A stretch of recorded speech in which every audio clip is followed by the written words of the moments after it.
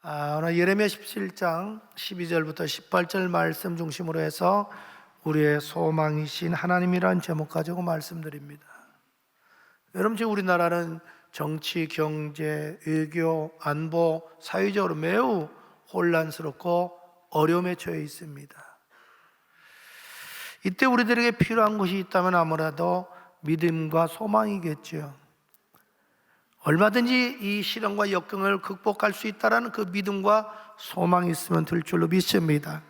그런데 문제는 우리가 진정한 소망을 어디에 두느냐가 문제입니다. 지난주에 말씀드렸지만 우리가 진정으로 의지하고 피난해야 될 곳, 우리의 소망을 둘 곳은 오직 야훼 하나님밖에 없는 줄로 믿습니다. 아멘. 왜냐하면 우리가 믿는 하나님은 창조주 하나님이시고 살아계신 하나님이시고 인간의 흥망성쇠와 생사화복을 주장하시기 때문에 그렇습니다. 종교개혁자로 유명한 마틴 루터, 이분이 종교개혁 말기에 너무 지친 거예요. 그래서 어느 날 이분 스스로가 자포자기합니다. 더 이상 못하겠다. 그래서 모든 걸 포기하고 그냥 누워있는데 그 지혜로운 아내가 상복을 입고 들어온 거예요, 방에.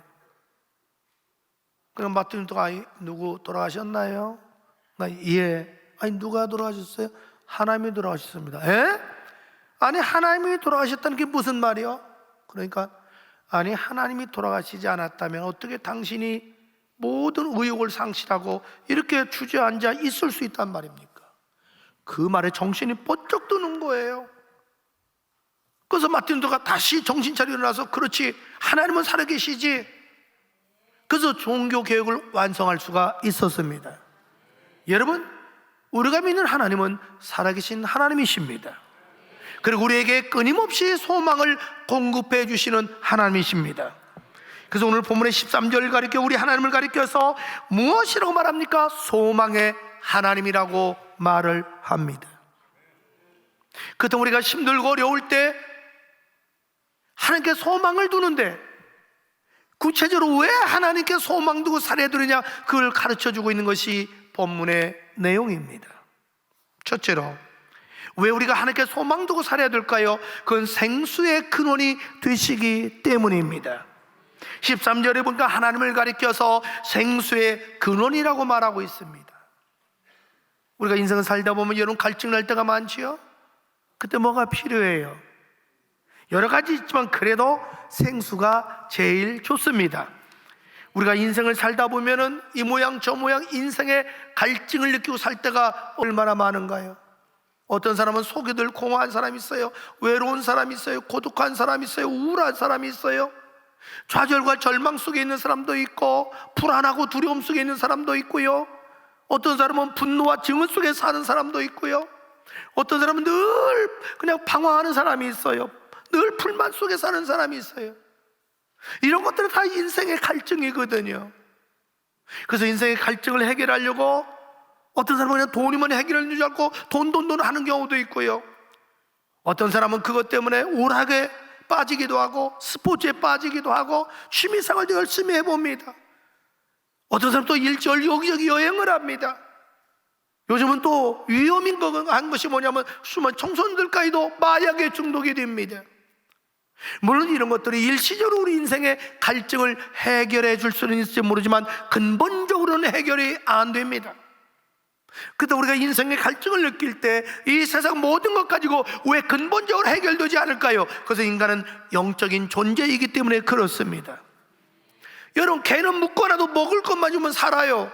사람은 그렇게 살 수 없어요. 왜? 영적인 존재이기 때문에 그래요. 그 영혼의 갈증을 해결하기 전에는 이 사람 그 어떤 것으로도 근본적으로 인생의 갈증이 해결이 안 됩니다.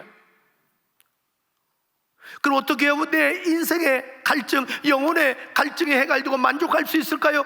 그것은 하나님을 만나야 됩니다. 왜냐하면 하나님이 창조자가 되시기 때문에 그래요. 그리고 우리에게 영원한 생명을 주시는 분이기 때문에 그렇습니다. 예수님도 자신을 가리켜 말하길 나는 영생수를 제공한 사람이라고 말씀하고 있잖아요. 요한복음 4장 13절에 보니까 다 같이 화상 보고 시작.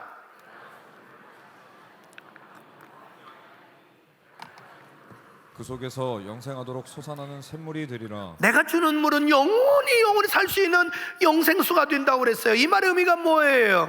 쉽게 말하면 영생이라는 거예요.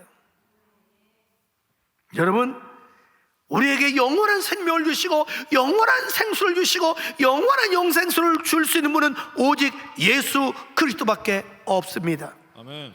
왜냐하면 그분만이 죽음 가운데 부활하신 분이시고 온 인류의 유일한 구세주가 되시기 때문에 그렇습니다.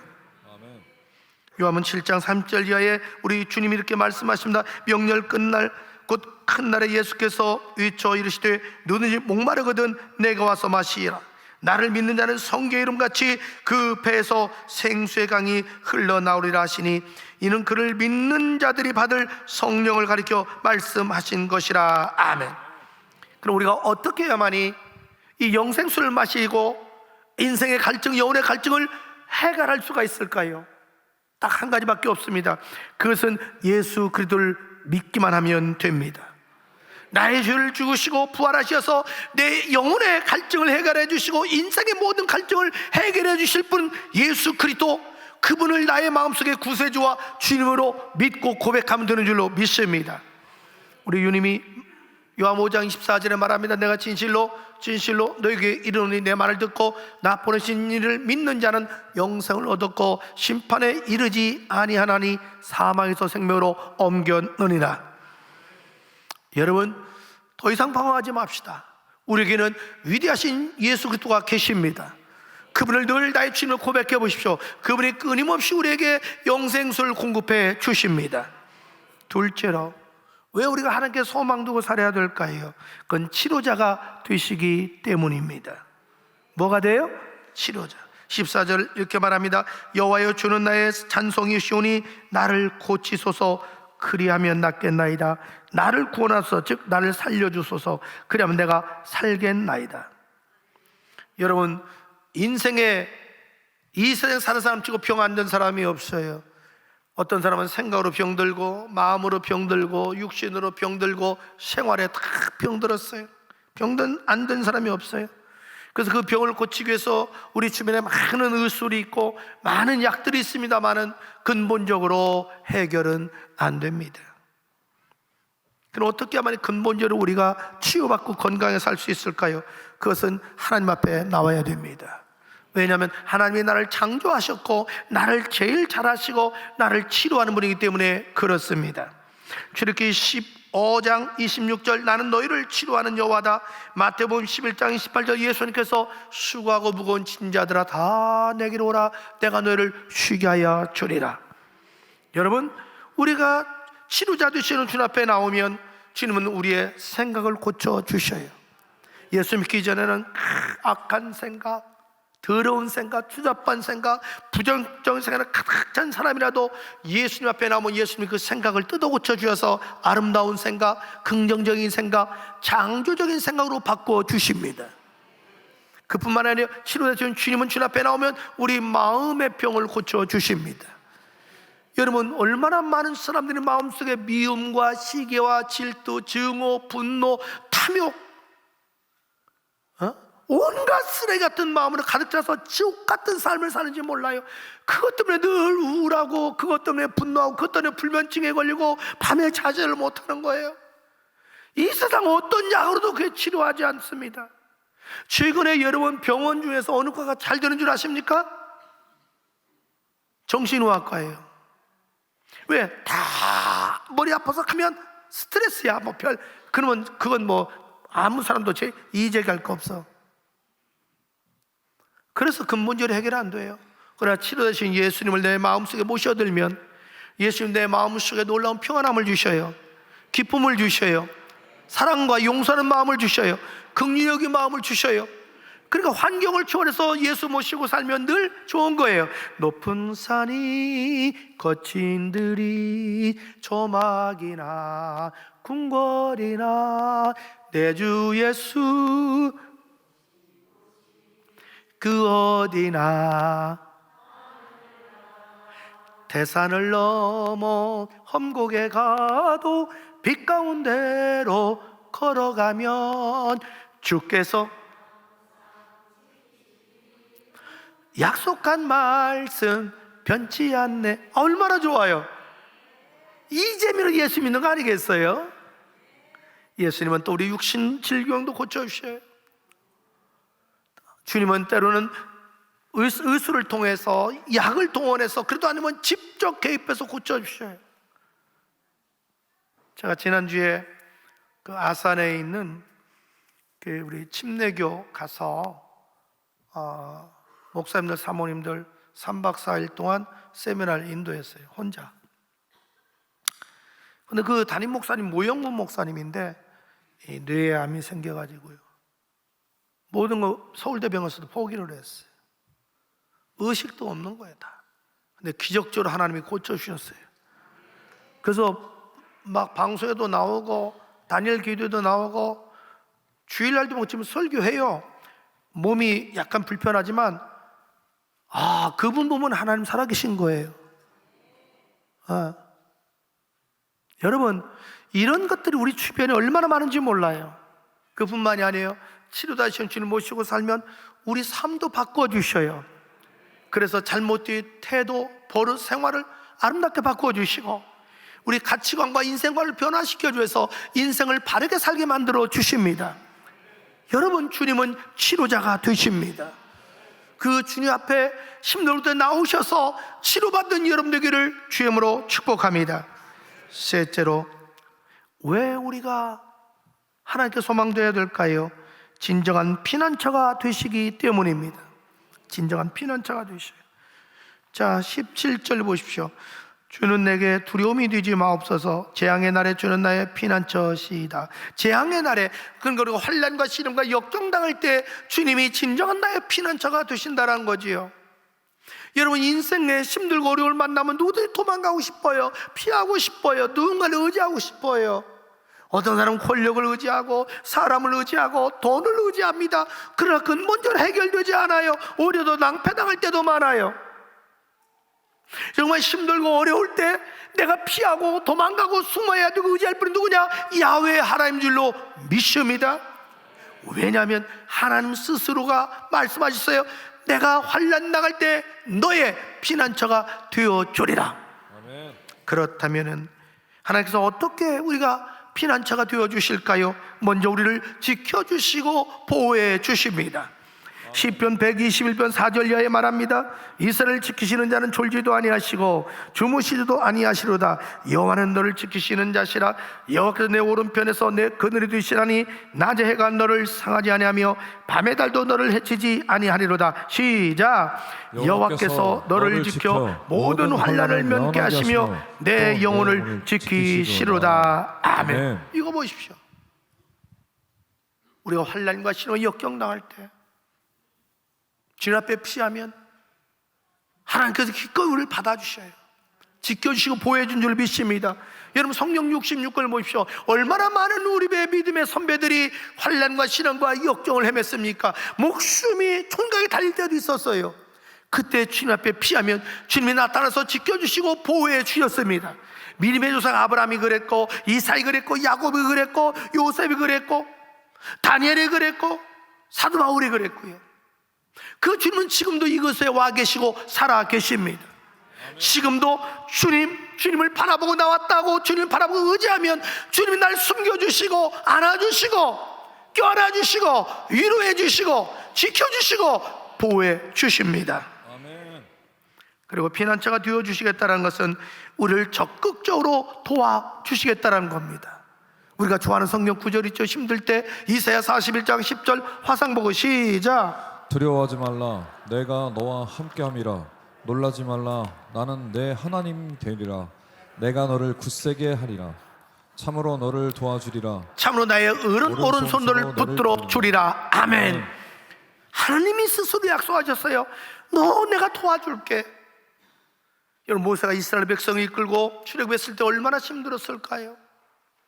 그때마다 하나님 나 도와주세요 기도하면 나타나서 도와주셔요. 굶주린 자에게 메추라기를 주셔요. 만나 주셔요. 마실 물이 없다 할 때 반석에서 생수가 터지게 해주셔요. 낮에 더웁다고 하면 구름 기둥으로 갚아주시고, 밤에 춥다고 벌벌 떨면 불기둥으로 지켜주시고, 적과 싸울 때 도저히 승리할 수 없지만 주의 능력으로 승리하도록 해 주셨습니다. 시편 121편 1, 2절은 말합니다. 내가 산을 향한 눈을 들리라. 나의 도움이 어디서 올고 나의 도움이 천지를 지으신 여호와에게서로다. 여러분, 우리가 힘들고 어려울 때 낙심하지 마세요. 포기하지 마세요. 절망하지 마세요. 우리에게는 우리의 소망 되시는 하나님 아버지가 계십니다. 그분한테 오시면 그분이 나를 받아주시고 안아주시고 지켜주시고 보호해주시고 도와주십니다. 아멘. 넷째로, 왜 우리가 하나님께 소망을 두고 살아야 될까요? 그것은 수치를 당하지 않게 해주시기 때문에 그렇습니다. 수치를 당하지 않게 해주셔요. 18절 봅시다. 나를 박해한 자로 치욕을 당하게 하시고 나로 치욕을 당하게 마옵소서. 특별히 13절 보니까 무릇 주를 버리는 자는 다 수치를 당할 것이라. 다시 말해서 하나님을 의지하는 자, 하나님께 소망 두는 자는 수치를 당하지 않는다 이 말이죠. 참 인생을 우리가 살면서 참 어때로는 수치를 당하고 멸시를 당하고 모욕을 당할 때가 얼마나 많습니까? 그것 때문에 극단적인 선택하는 분도 있잖아요. 너무 억울해서 버섯 같으면 뒤집어서 보여줄 수 있지만 억울한 걸 보여줄 수 없어서 극단적인 선택하는 사람도 우리 주위에 있잖아요. 그러나 우리는 그럴 이유가 없어요. 우리 아버지는 전지전능하시고 모든 걸 보고 계시고 선악간에 판단하시고 심판하여 주십니다. 그래서 성경은 이렇게 말합니다. 시편 25편 8절에 주를 바라는 자들은 수치를 당하지 아니하려니와. 주님께 소망 두는 자는 수치를 당하지 않는다. 여러분, 요셉을 보세요. 요셉이 보디발 집에서 얼마나 충성했습니까? 그 가정 총무까지 됐어요. 그러나 보디발 아내의 유혹을 뿌리쳤습니다. 잘했지요. 근데 오히려 억울하게 누명 쓰게 됩니다. 모든 내용을 모르는 사람들은 나타나는 현상만 보고 얼마나 요셉을 욕했을까요? 배은망덕한 놈, 못된 놈, 배신자 같은 놈, 5만 가지 욕이란 욕을 다 하지 않았을까요? 그때 요셉이 얼마나 힘들었을까요? 얼마나 억울했을까요? 죽고 싶지 않았을까요? 심장이 터질 것 같은 고통과 아픔이 있지 않았을까요? 그러나 요셉은 하나님을 믿었습니다. 그래서 그 젊은 혈기왕성한 나이지만 하나님께 모든 걸 맡기고 조용히 때를 기다렸습니다. 때가 되자 하나님이 요셉을 애굽의 총리 2인자로 세워주셔서 억울함을 풀어주시고 슬픔 대신에 기쁨을, 수치 대신에 영광을 안겨주셨습니다. 여러분, 한나라는 여인을 아시죠? 남편의 사랑을 받았건만 아이가 생기질 않아요. 그래서 그 집에 둘째 부인을 얻었는데 아이 둘째 부인은 딱 그냥 아들을 낳는 거예요. 그걸 믿고 얼마나 한나를 괄시하고 무시하고 막 고통 주고 염장 지르는지 날이면 날마다 눈물로 지새우는 거예요. 사는 게 아니에요. 마지못해 사는 거예요. 오늘은 너무너무 마음이 아파요. 막 가슴이 찢어질 것 같아. 터질 것 같은 가슴을 안고 하나님의 성전에 와서 대성통곡하며 눈물로 주님 앞에 기도하고 소원기도를 아뢰어요. 우리 하나님께서 그 여인의 눈물을 보시고 기도를 들으시고 태문을 열어주시고 사무엘 같은 위대한 아들을 주셨습니다. 그래서 슬픔 대신에 기쁨을, 수치 대신에 영광을 안겨주셨습니다. 그때 이렇게 한나 여인이 하나님을 찬양합니다. 성경에 보니까요, 한나가 뭐라고 찬양하냐면 한나가 기도하여 이르되 내 마음이 여호와로 말미암아 즐거워하며 내 뿔이 여호와로 말미암아 높여졌으니 내 입이 내 원수들 향하여 크게 열렸으니 이는 내가 주의 구원으로 말미암아 기뻐함이다. 아멘. 여러분 중에 혹시 힘들고 어려운 분 없습니까? 겉으로는 웃고 있지만 속에서는 울고 있는 분이 안 계시냐 이 말이죠. 주님 앞에 나오세요. 우리 주님 앞에 소망을 두세요. 주님은 기꺼이 맞아주셔요. 안아주시고 위로해 주시고 싸매 주시고 눈에서 눈물을 씻어 주시고 수치 대신에 영광을, 슬픔 대신에 기쁨을, 가난 대신에 부유함으로 채워 주십니다. 우리 사랑하는 지체 여러분, 우리 인생에 누구라든지 어려움은 닥칠 수 있다. 그때 여러분, 사람에게 잘못 찾아가면 망신만당해요. 아니 간 것보다 못해요. 아무리 내 가족 친척도, 내 주변의 사람도, 내가 잘 될 때는 친구 아닌 사람도 친구하고 나 다 안다고 그래. 그러나 막상 내가 어려움 당해보세요. 이상해요. 점점 멀어져요. 전화 오는 거 싫어해요. 안 만나려고 그래요. 사람이 취해져. 그렇게 살지 마. 우리 하나님의 위대한 아들, 딸들이야.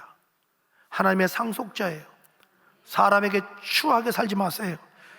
주님 앞에 나서 눈물로 내 소망 아버지밖에 없습니다. 나 도와줄 분 아버지밖에 없습니다. 그러면 생수의 근원이 되시고 우리의 피난처가 되시고 우리의 치료자가 되시고 우리의 수치를 당치 않게 지는 하나님이 도와주실 줄로 믿습니다. 기도합시다.